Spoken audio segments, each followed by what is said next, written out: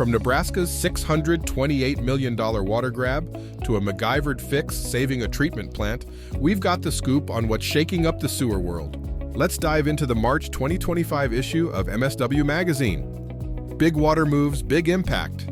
Nebraska's dusting off century-old water rights and dropping $628 million on a canal project to save the South Platte River. And sewer crews across the region could feel the shakeup. Why the sudden urgency? What's really driving this mega project? And why should you care? We've got the answers. Floods tried to take out Merritt, British Columbia, but Kevin Vilak wasn't having it. A seasonal hire turned sewer superhero, he pulled off a last-minute fix that saved the treatment plant and showed what operator grit really looks like. What's the W stand for? In Johnson County, it started as a joke and turned into a killer recruiting campaign that slashed vacancies and scored national attention. Think a broken nozzle's your biggest risk?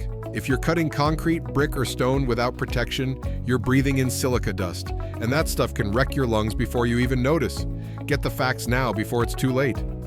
Need a pump? This list delivers. From effluent to submersible, we've packed this directory with options that can handle whatever your site throws at them. Buried valve boxes, stuck valves, tight installs. See how crews are cranking out quick fixes with a turnbuckle trick, 7 tons of flange-busting force, and plug-and-play lift stations. Real tools, real jobs, no fluff. New tech is making it easier to stay on the move. From hydrants, one tech can handle solo to high-flow stations that don't need pit entry. Take a look. This new horizontal directional drill doesn't just punch through the earth.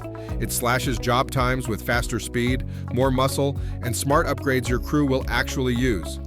Thanks for watching, and thanks for reading MSW. We'll catch you next month.